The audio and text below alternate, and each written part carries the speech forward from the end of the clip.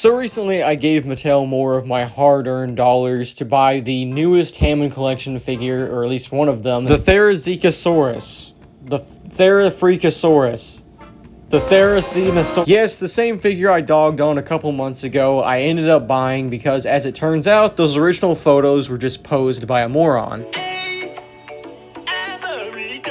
If you actually know how to properly position a figure, then you will actually be having a very fun time with this guy. It's probably one of the most dynamic figures they've made so far. I'd say it's in the same vein as the Concavinator, but the Therizinosaurus is unquestionably better because, you know, it appeared in a fucking movie. Alive, might I add. Alive.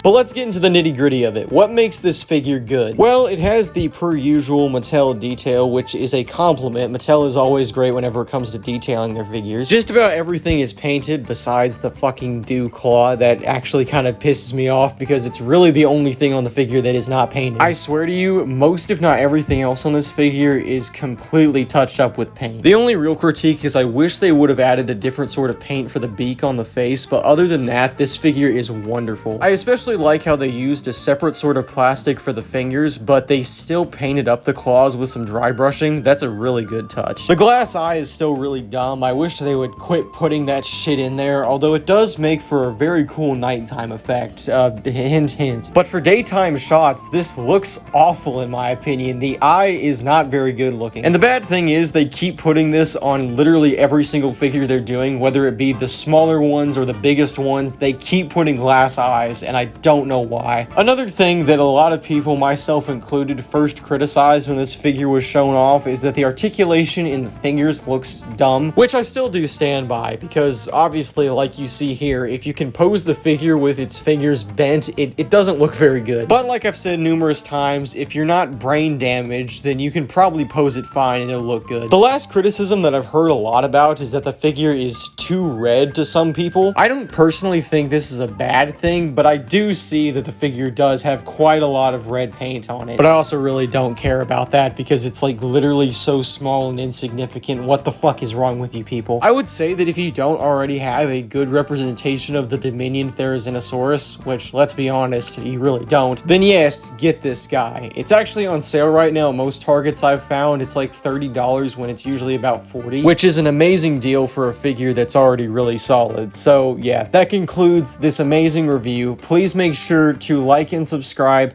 and next time I'm going to be pissing in your mother's mouth.